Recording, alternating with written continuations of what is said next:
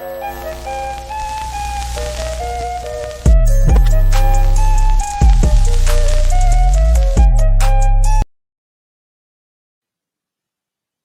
evening and welcome to the very first episode of TD Online with myself, Thaakir Dawood. This has been a venture of mine that I wanted to kickstart after taking a break from video casting for a few years in order to build some experience in the media field. And I then went on and went into radio, done a bit of television, and now I'm back on your mobile screens doing video casting. Tonight, the opening segment of my show, I'm going to be chatting to a Protea legend, Garnett Kruger. He also has a number of provincial caps, and he went over and played a good couple of matches over in England. And now he shares his experiences of being an international cricketer and also a provincial cricketer with the youth and the youngsters coming through the ranks today. Tonight, I'm joined by him because he's going to tell us about a very special journey he's gone on lately. Good evening, Tariq. How are you doing? Hey, Garnett, good evening. Thank you so much for joining me. So you're currently in India. Tell us more about what you're doing in India. Yeah, Tariq, man, I was very fortunate a couple of years ago to actually hear about the Road Safety World Series tournament in India. And as you can hear by the name, it's road safety because here in India, road accidents is a very big thing. But it's a whole variety of stuff like wearing your helmet, don't text while you're driving. So these are all the causes that we are playing for here in India at the moment. You spoke a bit about playing. Your playing days is long over. What exactly are you playing in India? Yeah, well, it's a Legends tournament. So it's all the older players, I would say, the guys that are more or less over 40. There is a couple of 50-year-olds here, like John T. Rhodes. He is well over 50. I think he's 52 now. Then in the other teams, you have guys like Nduka, Sehwag, sorry. And for Sri Lanka, you've got Dilshan was playing. And last night in my first game, in this new series, I was fortunate enough to get the old statesman of Sri Lanka out, Jai Surya. I almost forgot his name now. So it's like I said, it's just creating awareness. The first edition was cut short due to COVID in Mumbai, and there we had massive numbers. Here in Raipur now, it's only 50% capacity of the crowd that can come into the stadium. But at our first game, it was a buzzer. You can see the people love cricket here. And what a good way to promote road safety through one of their biggest sports in India. I think that is actually quite a hit because that's one way you can get the message through to the people, because we do know that cricket is like a religion on its own in India. I mean, you old guys are now picking up your bats, dusting off your pads. How's it been going so far? Well, you know what? To be honest, we've had a tough time. We traveled from South Africa. We did a lot of testing. Most of the guys got notified late, especially due to COVID, because of the regulations changing. We had to do a lot of testing, like I said, even landing in India. We had to do testing, and then we came to the resort. We had 3 days, 72-hour lockdown in our rooms. And then the following 4 days, we couldn't leave the resort because of COVID regulations. We had to stay here. And we did a number of tests. Again, every morning we have to go for screenings. So it is tough. We don't have any freedom like we normally have to go do shopping and to walk around, just to get out of it. So we've been stuck in the resort most of the time. So our preparation was a bit hampered. Before our first game, we only had one practice, and it was very short as well because we played the following day. So we didn't want to injure ourselves or do any harm to our bodies because we aren't really ready. But nevertheless, we played. We lost, unfortunately, to Sri Lanka. But you know what? Most of the guys, we had fun. Obviously, we practiced the game this morning. We're getting back into the swing of things. And tomorrow we're playing against one of the old foes, England. Wow, and we do know that there's no love lost between South Africa and England, with the Springboks last year getting the better over the English in the Rugby World Cup final. I mean, it's going to be a tough one. Do you guys think that you could take off that spirit, or take from the spirit that the Springboks had in that match and implement it in your game tomorrow? Yeah, listen, definitely. We already spoke about what we need to do, how we need to come back. Obviously, we got a brilliant mentor and captain in Jonty Rhodes. He's still very jumpy up and down. He's very fit. He's one of my personal heroes. I wasn't a good fielder, but just him being on point for me gives me that extra motivation. And then also the guys, we had a good practice this morning. Everybody is looking okay. We do have one or two niggles, one injury, but it's all coming back to us. Like I said, the net was good this morning, and we're feeling pretty confident that we can pull one over the English again.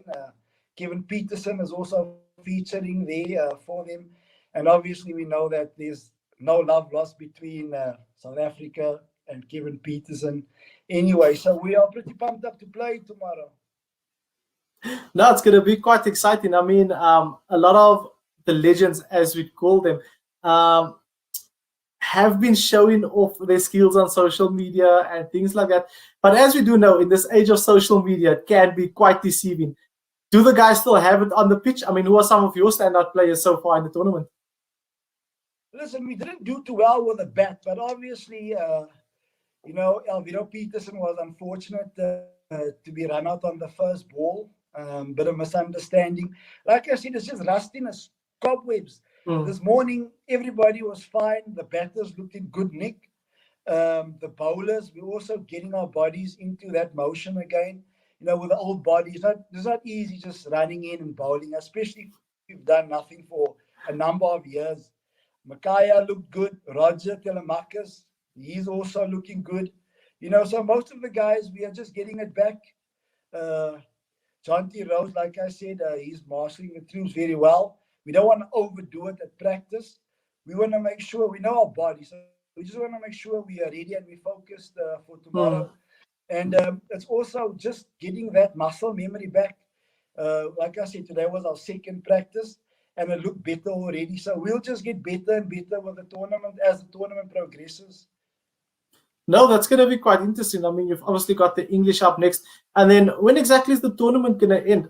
Sorry for obviously all the questions, but I mean, yeah, in South Africa, it's almost like we've been kept in the dark with a lot of this. And with the cricket not being on our main broadcasters in South Africa, it makes it a bit difficult for us to keep up to date with what you guys are doing. And through this platform, we clearly want to keep the rest of South Africa informed. No, definitely.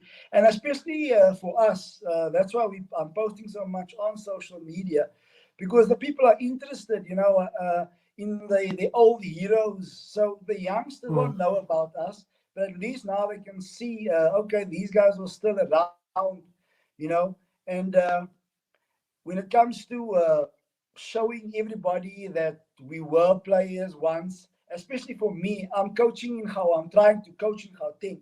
Nobody remembers Garnett Kruger anymore. Makaya Mtini, or even Mondizon Deki, Roger Telemakas.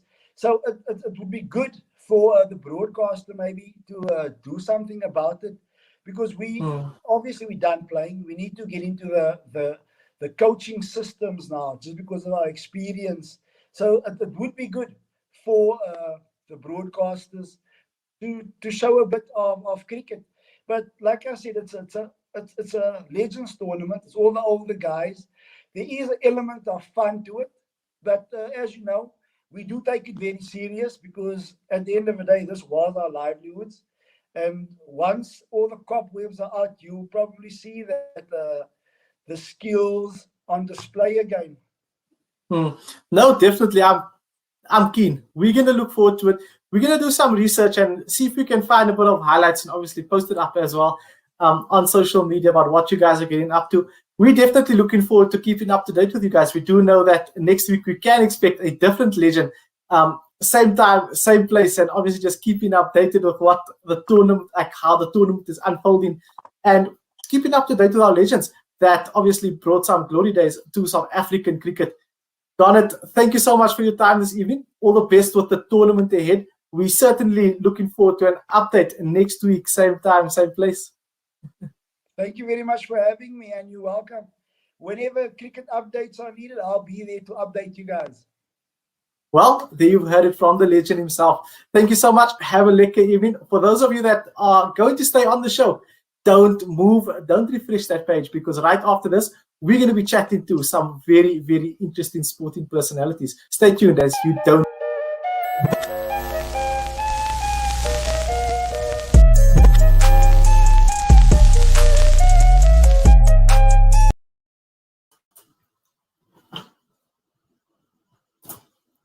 Good evening. Welcome back to your new favorite sports show.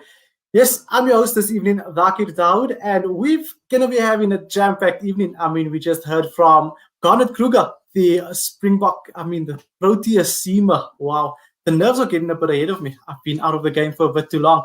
The Protea seamer told us a bit about their World Series tour in India and how that's going. Well, the Proteas, can they bounce back? Who knows? Their next fixture will be up against the English tomorrow, and let's hope for a better result. But now we're coming back to Mzansi. We're going to be keeping it real with you guys. Club rugby is back. Yes, SA Rugby has given the go-ahead for our clubs in South Africa to go ahead and start training. However, due to the COVID break, a lot of clubs find themselves struggling to have a home ground. Tonight, we're going to be joined by the chairman of Ennerdale, Mr. Rudwaan Amod. He's going to tell us a bit about what's going on down in Ennerdale. I mean, yes, we consider them as another province on their own in Johannesburg. They do fall under the Golden Lions, Union. Rudwaan, good evening. Thanks for taking the time out of your evening for joining me, man. 100%. Thank you, Thaakir, for having us on the show this evening. We appreciate the opportunity. It's only a pleasure. I mean, covering club rugby stories has always been my passion, and that's where this video cast has started.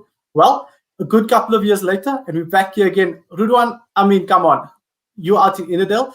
The Lions have given us the go-ahead about 4 weeks ago to start training. Some exciting times. Just before we went live, we got another email from SA Rugby saying, guys, we can return to contact training.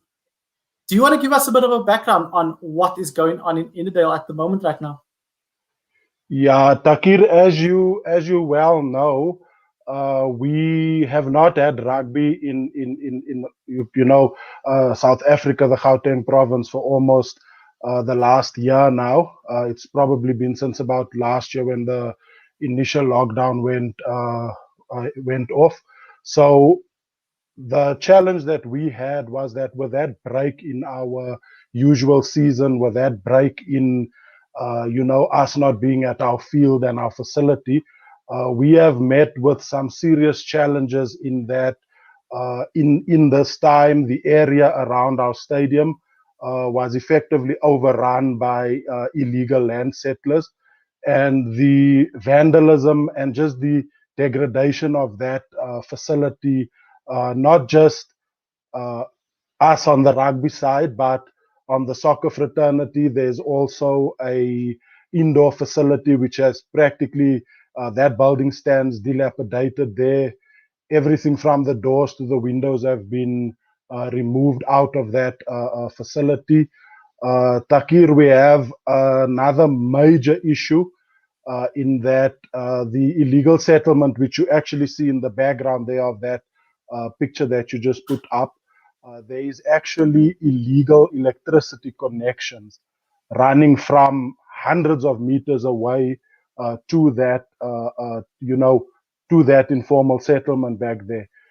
We have a situation where right across the fields, be it the soccer or the rugby fields, there's live electrical wires running across there. Thaakir, I'm aware of 3 deaths as a result of those electrical illegal connections there. One of them was in the stadium precinct. The other two were just around that area. So not just are we suffering, great loss of a facility that has served the community for many years, but now the obvious issue where there is now a loss of life, and I mean you can never quantify, a person's life over having services or amenities in the area. But Thaakir, as with most clubs, the forced lockdown, has caused us to have to, first and foremost, a lot of the activities that we would have had planned for the year, that has obviously had to be shelved. And as a result of that, the interest and that type of thing, we need to rebuild all that interest. But as I say, our most significant challenge at the moment is that facility that has been, that has been left to that levels, to degrade to that levels. Obviously, we have had some engagement with the municipal and political authorities, but I mean, budgetary requirements and that type of things will always be a concern. But yeah, that is currently where we stand with that facility. It's a great loss to the community across the sporting codes. Thank you, sir. Rudwaan, you've told us so much about the facility and everything that's happening there. However, the question in my mind is, the go-ahead has been given to play rugby, to start. I mean, how are you guys getting off the ground? I mean, when are you going to get started if you're already 4 weeks behind the rest of the union? Yeah, Thaakir, that's actually, as you raised it now, it's actually a serious problem for us on our side. We're behind the curve already because we should have been training. I think we week got the 3 clearance. now. Yeah, that should be the second or the third week now. And we face another challenge in that the league is effectively supposed to kick off in early May. So we are already, on the back foot as far as that is concerned, because we have to do the 4-week, cardiovascular and fitness program. And then we have to follow that up with a 4-week contact, which, as you mentioned earlier, we've just been given the go-ahead to do that. So for us, Thaakir, we have the challenge that we're relying at this moment on the individual players to have actually kept up with the training programs and that we have provided. But I mean, Thaakir, as you know better than most, that you can't fully just rely on that. You've got to have your benchmark testing and that type of thing. And I can almost assure you that once we do take to the field, we're going to find many instances where the guys are not up to that level. So I think on our side, we are, working almost around the clock, trying to secure a facility. In my discussions with you over the weeks, I've mentioned to you we're looking at using school facility or that type of thing just to get us going. And are there any schools around the area that would possibly accommodate you? I know the schools in Gauteng are more than willing and they're more than welcoming. We do know that Rudwaan had a similar situation not too long ago, and they were welcomed with open arms by one of the high schools in the area. Do you guys have any of those schools that you could possibly turn to? Okay, so Tariq, the additional dilemma with us, right, is that we don't have a single school. There's probably 19 or so schools, just under 20 schools in the area, both primary and high school. But none of the schools in our area actually have, suitable playing facilities. I mean, not one, not careful way. Has a suitable area that we can use. So effectively, we're not even at the stage where we can say we're going to take, we're going to be training on a rugby field or whatever. I suppose we're just going to be training on whatever field there is available. In the past, Thaakir, we did use one of the schools in the area. It was a primary school to conduct our junior coaching clinics from. And we obviously have a good relationship with them. And obviously, with COVID and the start of the school year, we're just trying to give them an opportunity to settle into the academic year. before we actually, come to them with our training and that type of thing. So that is the one challenge. But Thaakir, just one thing that I do want to mention. We also in partnership with another rugby club in the south of Johannesburg with our senior teams, Southern Knights. You're probably familiar with the team. So we actually combining with them, basically a team from the south of Johannesburg. Once we've combined, and we will be playing in the Senior Grand Challenge. So we also have an opportunity there that we can combine with them. We'll be able to train with them and that type of thing. So that is also, it's a bit of a glimmer of hope. And then on the junior side, we also are affiliated to the Wanderers Rugby Club. Actually, just prior to COVID, our junior teams actually played a full season in their junior structures. We trained out there a couple of nights a week.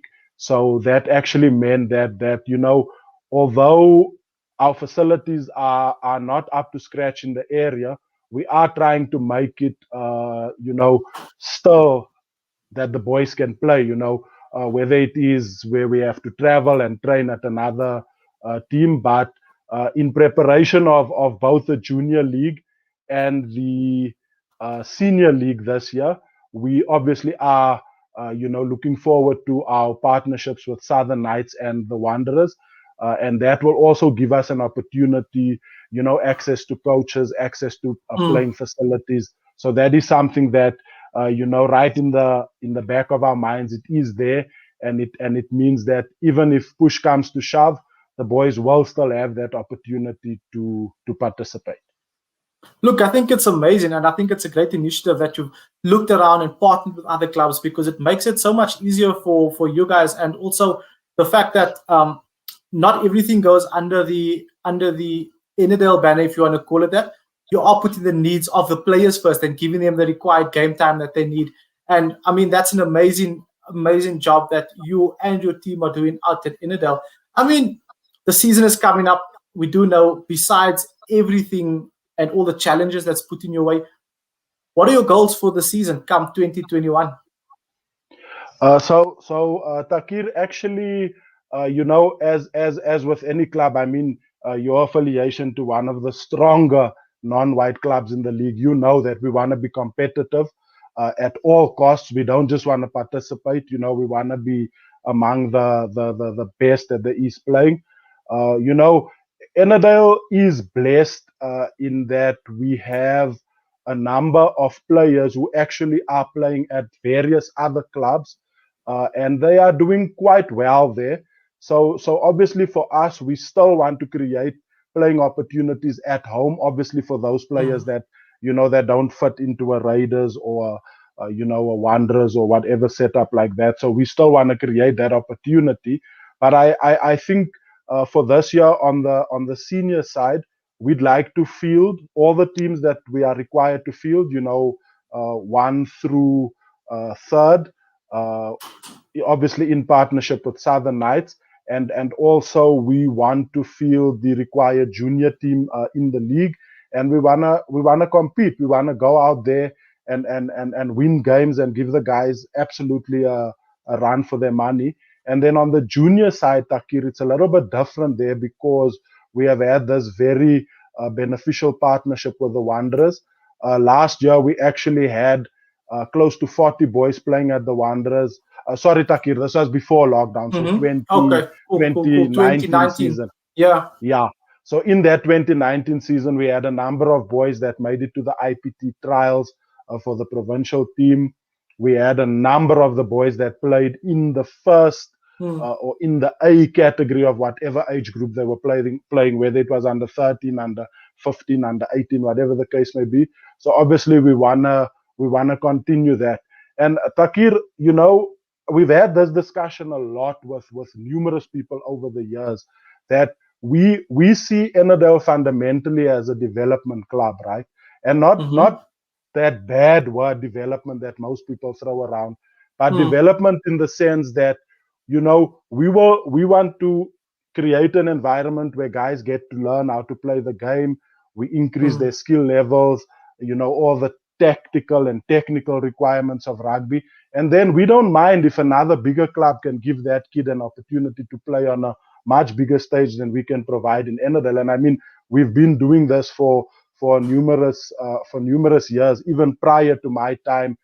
Guys like Ranley Delport, Cassie Drift, who really had the juniors at that stage. And I mean, those boys played in the Lions teams, the development teams, other big clubs. So obviously for us, we want to continue being seen as that development hub, where talent and that type of thing comes from.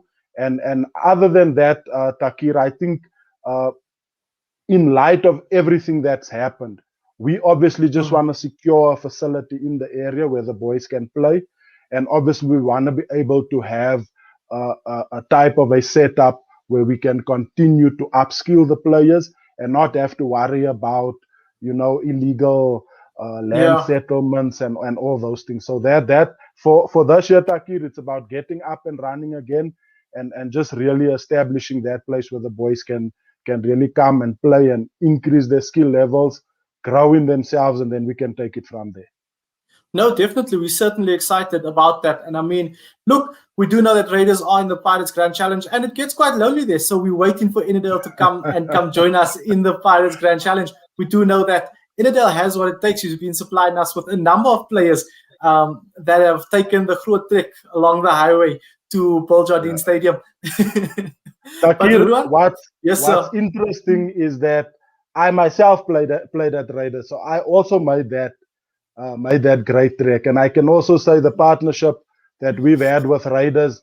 I mean, I've called on you a number of times in the 2019 season to say, Thaakir, I need a team to play my seconds. There's no opportunity. So, I think, Thaakir, above all, it's that kind of relationships that you guys are building, that you are trying to implement, that will ensure that, there are more non-white clubs that's coming through the ranks and that's competitive and not just there to take up a space.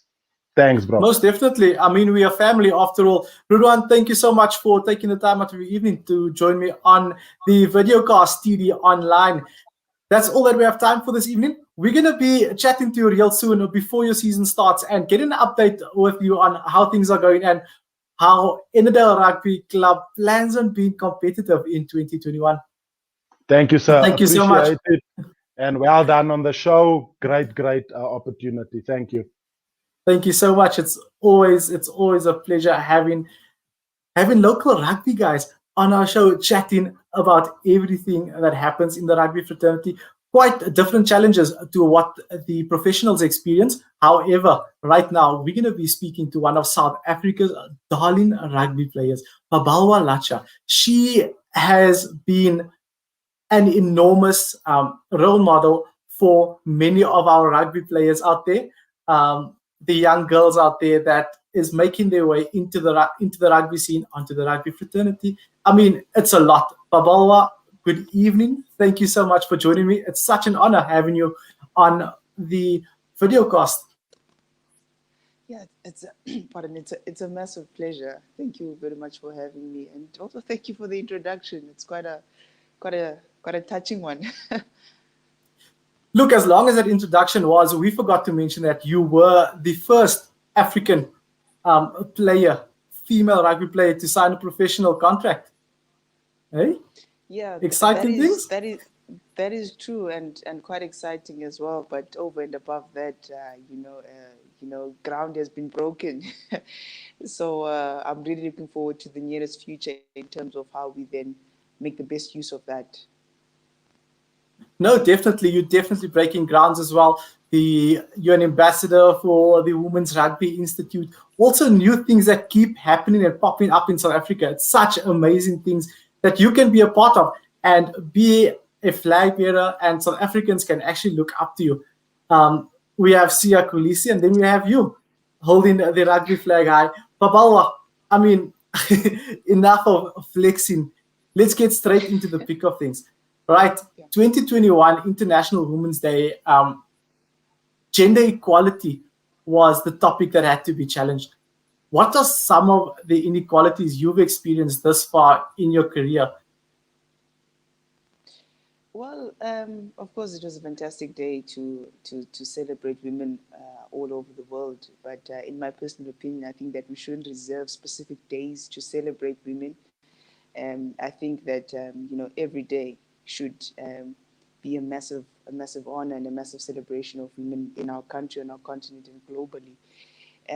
I think that throughout my I've always been a staunch advocate for gender equality within an industry that is the rugby industry that the disparities are very much glaring. But I think that in my experiences, some of the inequalities, of course, are within the resources available to young women within the rugby space, even on high levels as well. I think we've made a lot of growth throughout the years, but I think that yes, we're slowly bridging the gap, but it's also up to us to sort of make sure that it doesn't widen. Our sport is growing tremendously, the women's rugby that is, and we've come quite a long way. But I also think that we've got an even longer way to go, which is why I make it my business to make sure that I get involved as much as I can to drive the message that women's rugby is for everyone. Yes, we have a very young system in place, but I think going into the future, we can grow it a lot more. And I would really love to see the full professionalization of women's sport across the board, not just women's rugby. As you know that the dominant sport or male-dominated sports are the ones that are leading in terms of professionalization, sponsorships, funding, etc. Which is why I encourage, always try to encourage, the private sector, public sector to get on board and start supporting women's rugby, start supporting women's sport, because it shouldn't become, a norm that sport does not become accessible, or rugby does not become isn't accessible to the rural areas, and in the townships. But Valia, you mentioned the rural areas and the townships, and it's quite evident. And I mean, you've known me for like not the longest time, but long enough to know that I'm also quite a ghetto kid myself. in the rural areas, in the townships, and I mean around the world as a whole, there's a certain stigma, if you want to call it that, or let's say stereotype, where that people attach to women who play rugby or play sport. I mean, what do we do to break that stereotype? I think stereotypes are one of the biggest challenges yet that women's sport and women's rugby are faced with. I think the first thing that we need to do is to continuously break down those stereotypes. Stereotypes like, for an example, that rugby isn't for women, rugby shouldn't be played by girls, it's too rough, women's rugby does not generate revenue, it doesn't have that potential, etc. I think it's very important that, we start changing the general perception of women's rugby across the board. And in my opinion, where I think that can be challenged is in the way that we market, is in the way that we put women's rugby out there. It's a massive challenge, because we need to break down the stereotypes, not only with the player themselves, and organizations and potential funders and sponsors, but also parents. The same way in which we encourage boy children to take up the sport of rugby is exactly the same way in which we should encourage girl children to take up the sport of rugby. So, in my experience, stereotypes and perceptions are a massive challenge to the growth of women's rugby. But we are slowly chipping away at those stereotypes, and it looks promising. It definitely looks promising. You're talking about promising things. Last week, myself and you sat side by side at the launch of or let's say the official opening of the Gauteng Women's Rugby Institute.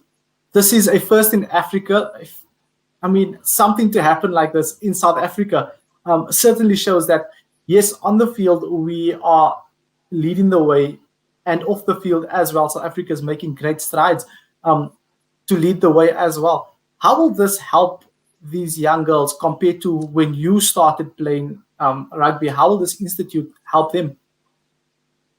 Yeah, no, it's a phenomenal institute. It's a massive, great investment actually in the young girls of our country, because I firmly believe that if we are truly to build a nation, we must invest in the youth, and particularly, of course, not shutting boys out, but girls in particular face different challenges to that of boys, and it's befitting that we invest in their development. And the best way to do that is that we plow back by way of sports and women's rugby in particular. So the Gauteng Women's Rugby Institute, which is why it primarily spoke to my heart, is that it invests, number one, and number two, it equips young girls growing up with life skills. And the third aspect is that it encompasses the rugby and the life skills with a sound educational foundation. And for me, in order for us to truly build our sport, we have to build individuals who are, you know, what's the word I'm looking for? Formidable, individuals within our societies who at least have that potential. So, to equip a young girl, in essence, is equipping an entire community. It's equipping an entire society, and so the narrative changes. And that is primarily what the Gauteng Women's Rugby Institute is doing. And the lovely part of it is that it then filters back into the senior fold, the Springbok women to be in particular, because we are not only are we equipping the young girls educationally, but we are also giving them a great experience of what high performance environments are like. Because once they get into the senior national fold, that is exactly what it is. It's high performance. So it's just we're creating a new and good cycle of young girls who come into the system. Not only by the time they get out of the system, of the rugby system, that is, they've gained experience rugby wise, but also have gained a qualification, so that they therefore outside of the rugby become fully equipped and also employable and capable as well individuals in our society. I think that's certainly a topic that should be emphasized on, not just for female, but for the men as well, so that women can be obviously equipped and men can be equipped once they leave rugby. Because how many rugby players don't we know of that obviously leave rugby and then you find out that they struggle to get going again? I see we've got a comment from your chairperson, Munira Ramatula. She agrees completely with young girls. You change their lives, you change their families' lives, and as a whole, you change a community. I mean, that is certainly the truth. I mean, how many times haven't we seen this in society? Babalwa, I mean, you've been around the world, and thank you to rugby, you could obviously go and travel. If we take comparisons of what's done overseas for women's rugby compared to what is done in South Africa, what do you think are some of the major things that you could evidently see isn't happening in South Africa that's happening overseas, and what can you see that's happening in South Africa that's not been implemented overseas? Well, I think that for the mere fact that overseas there are professional leagues going on is the first indication that we may be lagging behind just a little bit. Of course, with the understanding and at the backdrop of the fact that women's rugby in South Africa is just turning 18 years old this year. Of course, we are far behind in terms of the developmental strides that we would have made had we been perhaps in existence for over 25 to 30 years in comparison to other nations who have been at it for quite some time. So in my experience and in my view, the biggest thing for me was that there are professional leagues in other nations, such as Spain, for an example. It may not be the best in the world, but it is in existence. So that is one thing that I would love to see for women's rugby in South Africa and for all other sports codes, that we actually fully professionalize women's sport. We shouldn't find cases where women are not able to make a good living out of sport. You'd find that women have to go and work and while playing their sport. So I think that that was the one most glaring, and obvious thing for me. But I'm hopeful when I see, institutes such as the Gauteng Women's Rugby Institute start coming up, that we are building towards that.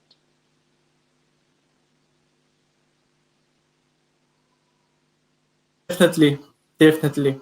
I mean, those are some important topics that should be touched on more often, and I'm glad that you brought it up. Well, I mean, you've certainly changed the way rugby is seen, because now many of the female athletes can be considered as brands as well. As you know, myself and you always have that chat. People say we do it for the gram, but we make sure that we run ourselves like brands, so that you make it attractive for a brand to want to invest in you, in order for yourself to grow, and also open up that space so many other athletes, in my case media personalities, can also get invested into by these brands, and that way we can actually grow the community and grow the space. Babalwa, I mean, the World Cup's been postponed to 2021, or it's been proposed to be postponed. Any final words you want to say to your loyal supporters and fans, to keep them motivated and getting behind you girls all the way? Yeah, of course. Well, let me start off by expressing my gratitude towards people who've constantly been supporting and following, who've always had positive messages to convey not only to myself, but to the Springbok women as well, to the women's rugby fold across the country. I just want to say thank you very much. And even though the World Cup is officially postponed to the year 2022, as opposed to the 18th of September of 2021, we are still very much focused in terms of how we prepare for that, and to make sure that when the grand opportunity arises, we are ready for it. And I'd also sort of like to say to particularly young girls who are contemplating on taking up the sport of rugby, and those who are already within the sport of rugby, that it is a life-changing game which offers life-changing opportunities. And of course, with that comes a massive responsibility of actually working and putting in the hard yards, towards fulfilling the dream, towards actually getting the benefits of rugby. And I think I would also like to call on parents to actually support and encourage their girl children in particular, once they've decided to take up the sport, and also encourage them to take up the sport, because their daughters will come out on the other end as leaders, as pioneers, as fearless, independent women who are able to assert themselves and hone skills that cannot be taught in the classroom or elsewhere. Babalwa, thank you so much for taking the time out of your evening to join me on the very first episode. I mean, it's an honor. Not every day do I get to have a Springbok on my first episode of my video cast. Thank you so much. Good luck with your preparation. I know you now have more time to prepare for the Women's World Cup. Quite exciting. Yes. We're definitely going to support you all the way. Thank you very much. It's been a pleasure chatting to you, and congratulations on your brand new venture. I will definitely follow, and I do look forward to seeing who else you have. Thank you very much for having me. Really appreciate it. It's such an honor. That is your Springbok Prop Babalwa Latsha, also the first woman in Africa to sign a professional contract.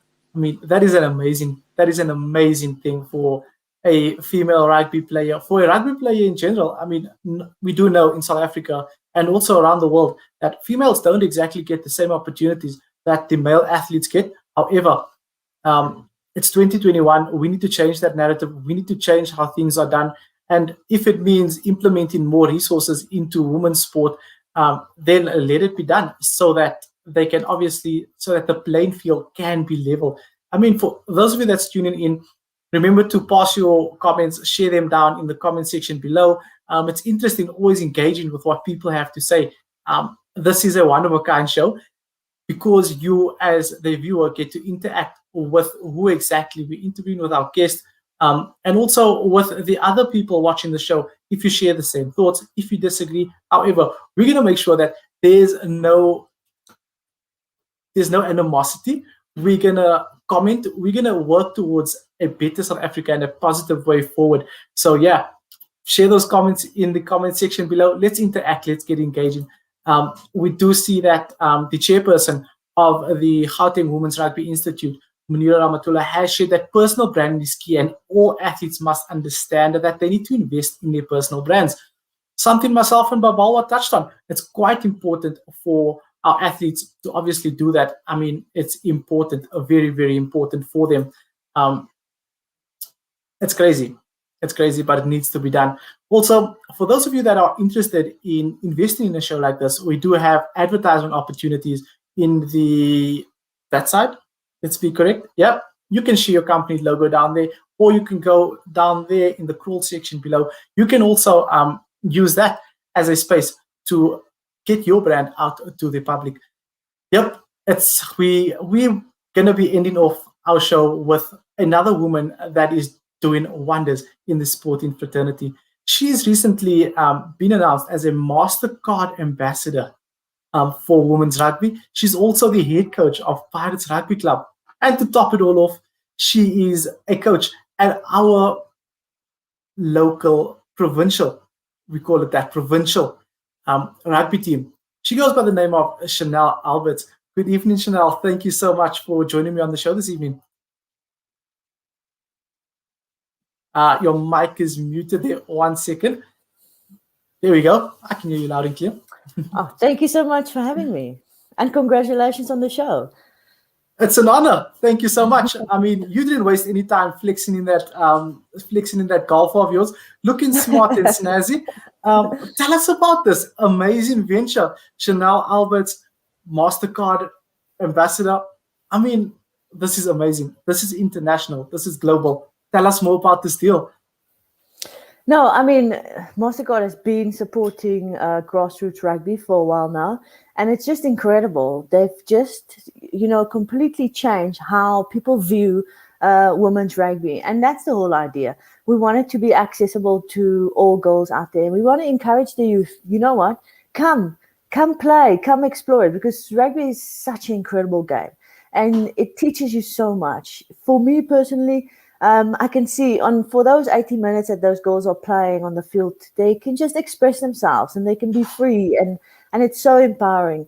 And being part of a team sport, when Dan Carter came to our club, which was such an incredible honor, he spoke about the sisterhood that's created within a team, and that's exactly what we want girls to experience, because we want them to be themselves, and we want them to know that, you know what, you are valued and you can be a rugby player. You just mentioned Dan Carter. Is that the same Dan Carter that played for the Crusaders? I mean, he played for the All Blacks. He lifted a World Cup. I mean, was it only one? It could have been a few World Cup titles. What was it like just being in the presence of Dan Carter and listening to such an inspirational figure give advice to your local club? It was just incredible. And we had this, like, you get this feeling like, is this really happening? Is he really here? And it was him and Brian, and they were so humble, and they just took some time, and they spent time with the girls, quality time with the girls. And one of the things that I always say, one of the great things that Dan actually said to us was how important it is for us to sorry, I'm losing power. I'm just trying to fix that. So one of the great things between him and Brian, the girls were actually very keen on asking them about mental toughness, and they just wanted to find out more. What is it like playing in a World Cup final? How do you react in a World Cup final? And Brian was like, you know what, you'll make mistakes, And what you need to do is you just need to focus on the next job. And and Dan's advice to us was, you know what, just ground yourself. Whenever you are taking a kick, or it's a privilege to take a kick for your team. So ground yourself. And pressure overall is a privilege, and you must just embrace it.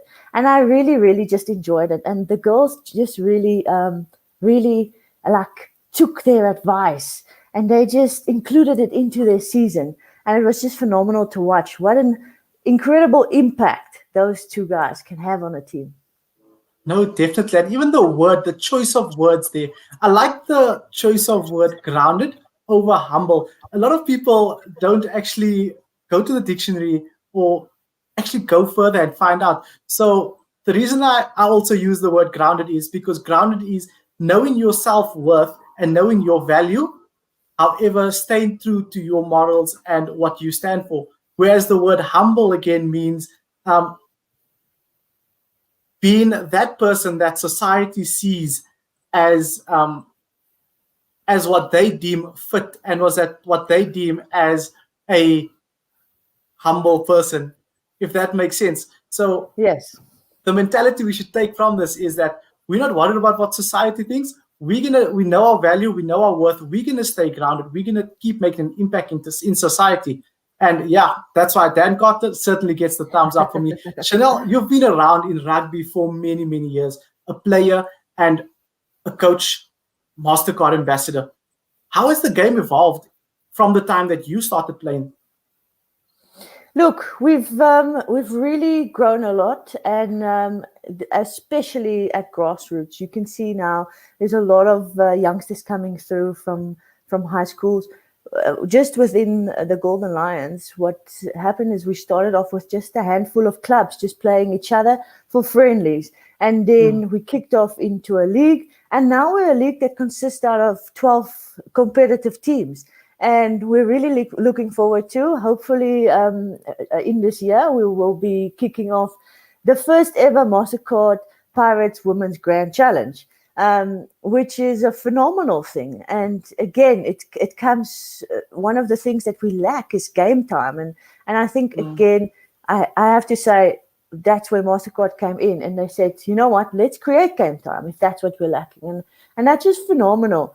And I mean, that's the whole aim. Let's allow girls to play the game. A lot of the times in the past, you would spend a whole season just training, and then play a couple of games.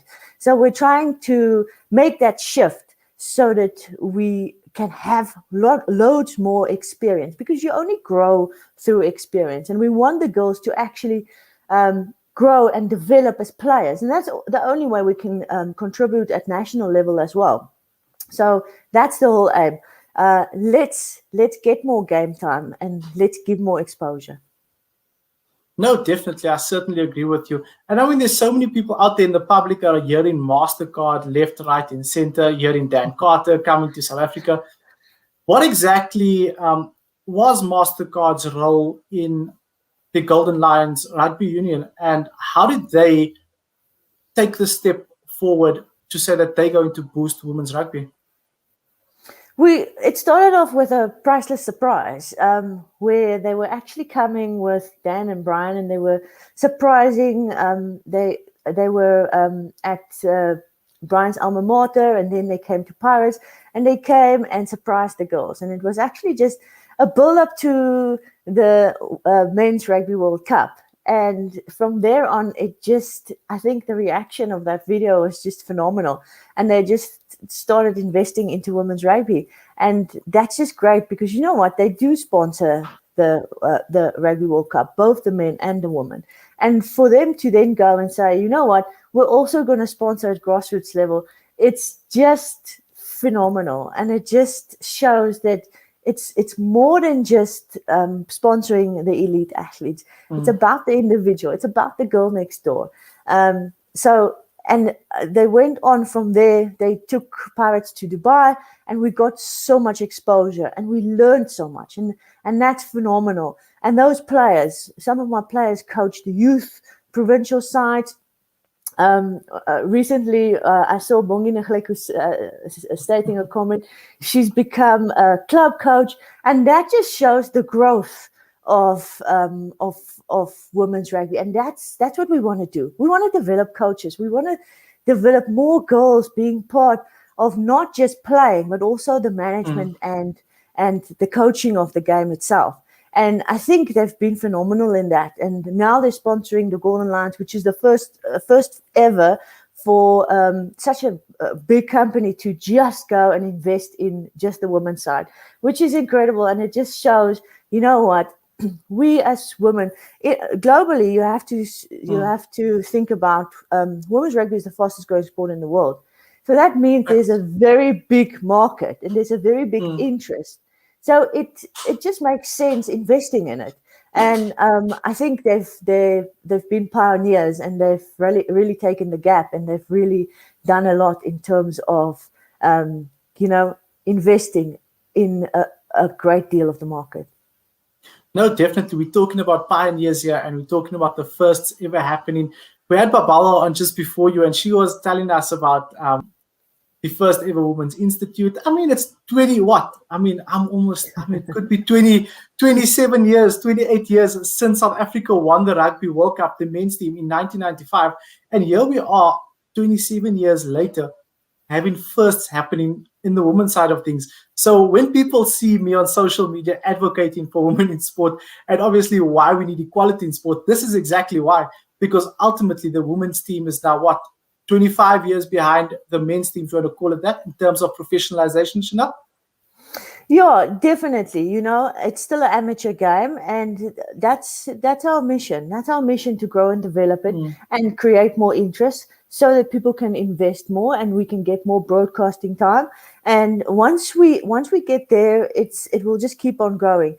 Interesting enough, in 2019, with the Soccer World Cup, the Nike openly announced that the USA women's soccer jersey was the highest selling jersey in a calendar year ever for Nike. And that just shows you that, wow, you know what? People are interested and they do want to invest, but it's now our responsibility to create the opportunity as well. No, definitely. And certainly with myself and you as well, being an administrator, the weight is on our shoulders. It's time for us to deliver and make sure that the boardrooms can evolve and professionalize as well, so that opportunities can be created for women's teams and for rugby as a whole, because that's the only way we're going to grow the sport, is through professionalization of the sport. Not that there's anything wrong with the speed that we're going at, but we do know it's 2021. We do know what rules the world. I mean, you know what I mean? No, I mean, I absolutely agree. And it's definitely time for us to take that step. But I do appreciate World Rugby saying, you know what, rugby is a game for all, and it needs to be inclusive. And having their support and having companies like Mastercard coming on board and saying, we back you. We're going to help you create this game for all. And then investing in grassroots rugby is just going to help it, and it's just going to encourage that growth. And I'm super excited. I think we're at a great point now where it can only develop and grow more. And it's an exciting time. We can be pioneers. We can really change the way people view women in sport.